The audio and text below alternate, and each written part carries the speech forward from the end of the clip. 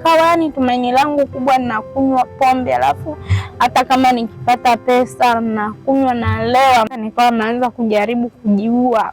Nimejaribu, nimefanya, nimekunywa sumu, nimekunywa, lakini sifi. Sauti kanijia tena, ikaniambia tafuta huduma za kiroho.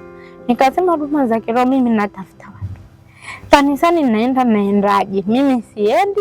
Kwa jina naitwa Edita Zakaria. Nimezaliwa mkoa wa Kilimanjaro, wilaya ya Hai. Nina miaka 33. Nina mengi sana ya kuwaelezea ndugu zangu, Watanzania wenzangu. Katika umri wangu wa miaka 5 nilitengana na baba yangu. Baada ya hapo, baba yangu alikamatwa na kupelekwa gerezani. Alipopelekwa gerezani, mama alichukua maamuzi ya kuondoka kwa baba na kuondoka sehemu isiyojulikana. Mimi nilichukuliwa na kulelewa na wajomba zangu upande wa mama. Nililelewa sana sana na bibi na babu. Katika maisha yangu nilifanikiwa kupata elimu ya msingi nikiwa na bibi yangu mzaa mama. Katika kupata elimu na katika malezi niliyopitia kwa bibi na babu, wote walikuwa ni wazee, hawakuweza kunihudumia ipasavyo. Mimi mwenyewe nilikuwa najihangaikia huku na huku kutafuta pesa. Nilikuwa naenda kwenye makampuni kuchuma kahawa, kuchuma maharage ili nipate kula yangu na bibi, nipate na mahitaji ya shule kama kujinunulia nguo za shule, viatu, mashati. Mimi ilifika wakati nilipofika darasa la 6 nilishindwa kujiendeleza kulingana na korupshani za hapa na pale. Ukienda kwenye kampuni unarudi una pesa, unakamatwa, unachapwa. Kile nilichokuwa nakifanya kwangu kilikuwa kigumu. Ilifika wakati mpaka nikaingia kwenye mahusiano ambayo sikuwa nayo tayari. Baada ya kuingia kwenye mahusiano yale, nikajua ndo nitapona. Kwenye yale mahusiano ndo nilienda kutafuta kujiongezea maumivu. Nimeishi ndani ya muda mfupi kwenye ile ndoa, na haikuwa ndoa, nilikuwa ninaishi tu bila ndoa. Tulikuwa tu na ile mikakati ya kimila na desturi, mwanaume akishajulikana nyumbani ndo hivyo naishi naye. Hatukuwa tumefunga ndoa.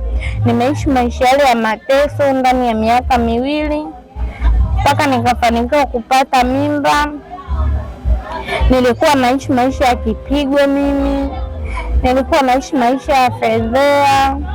Ilifika wakati nilichoka, nikaondoka.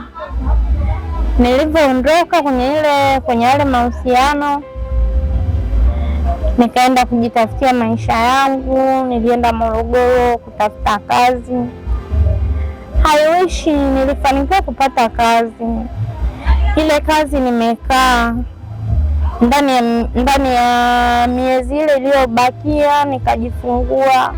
Nilikutana na bibi ambaye tuliishi naye, nilishia naye upendo, alinipa upendo kama mwanae. Baada ya muda nimekaa na yule bibi mpaka nakuja kujifungua. Yule bibi ndo anayeniangaikia. Kipindi hicho simuoni mzazi, sijui babangu alipo. Taarifa za babangu nilikuwa nazisikia tu. Babangu alikuja kurudi amenikuta na miaka 25. Nimeshazalishwa na mtoto, sijapata elimu ya kishule. Kwa kweli ile hali ilimfanya babangu akapata hali ya uchizi. Mpaka sasa hivi ninavyoongea na nyinyi hapa, babangu ni mlemavu wa akili. Na mimi pia katika kutafuta kwangu, kipindi nikiwa Morogoro, baada ya kifo cha marehemu bibi, nilirudi Morogoro. Nikaendeleza maisha yangu mengine ya kujitegemea. Nimekaa pale muda wa miaka miwili nipo nafanya vibarua, nikawa nimenunua kiwanja. Nilivyonunua kiwanja nikaanza kulima mpunga, nauza mgahawa Morogoro mjini na Ifakara, nikawa nalima kwenye lile shamba nililouziwa, na ile shamba niliuziwa na mtoto wa yule bibi. Nimeendekaa pale kwenye ile familia nimeishi. Na ilikuwa ni baada ya bibi mzaa mama kufariki? Baada ya bibi mzaa mama kufariki, walivyokaa kwenye kikao chao cha siri, yes, wakahamasisha mimi niondoke. Okay. Alivyokuja mjomba akawa ameongea maneno ambayo mimi kwangu yaliniumiza. Wewe hapa sasa hivi umeshakuwa mzigo, hatukutaki, fanya uondoke. Mimi ile hali iliniumiza, nikaondoka. Na alikuwa ni mjomba ambaye ni upande wa mama?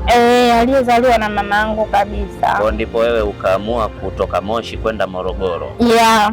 Na ndipo ulipokutana na ukaingia kwenye mahusiano na huyo jamaa ambaye ulipo umezaa naye? Mahusiano ni kule kule Hai.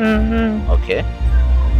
So baada ya hapo manake ndo ulikuwa Morogoro sasa? Baada ya hapo mpaka kifo cha marehemu bibi kinatokea. Yes. Walivyonifukuza kule nikawa sina pa kwenda, nikawa nimemtafuta yule bibi. Nilivyomtafuta yule bibi, kufika kwa yule bibi naenda nakutana na familia yake na yule bibi, nimeishi naye ndani ya miezi miwili. Yule bibi akawa amefariki, mimi nikawa nipo pale kwake kama familia na kile kiwanja. Baada ya mimi nikawa nimelima mpunga wangu ndani ya miaka mitatu. Mwaka wa ulikuwa upo sawa kabisa, hali yako unatembea vizuri? Yeah. Kila kitu unafanya vizuri? Ndio. Okay. Baada ya hapo yule bibi alivyofariki, nikawa nimebaki kwenye ile familia, tukawa tunashare kila kitu. Nikawa nimelima na mimi pia, nikapata mazao, nikasafirisha, nimepeleka Arusha, nimepeleka Kilimanjaro pia. Nikiwa napeleka mzigo wangu Tanga, nilipata tena ajali. Ajali ile ilikuwa ni ajali iliyoniumiza, nilipoteza mzigo, nikapoteza kila kitu nilichokuwa nacho. Nilivyomaliza, yani nilivyopoteza kila kitu, nikarudi tena chini, nikarudi kule kwa yule bibi, nikawa naishi kama familia. Nilivyokuwa naishi kama familia, sasa ndo nikajaga nikapata hii nyingine. Sasa ajali ya kwanza uliipata ukiwa Morogoro? Yeah. Ajali ambayo ilipelekea maisha yako mpaka sasa umekuwa mlemavu? Ndio.